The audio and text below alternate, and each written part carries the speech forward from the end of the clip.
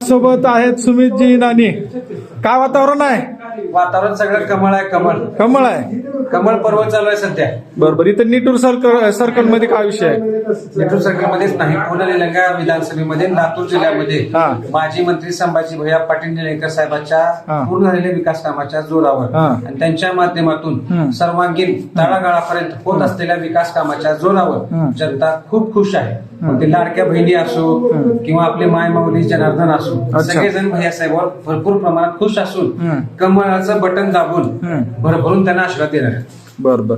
आता रोहित पाटील हे इकडले निटूर सर्कल मधले उमेदवार आहेत, त्यांच्याबद्दल थोडस डिटेल मध्ये सांगा. जनताला माहित नाही अजून तेवढं जास्त.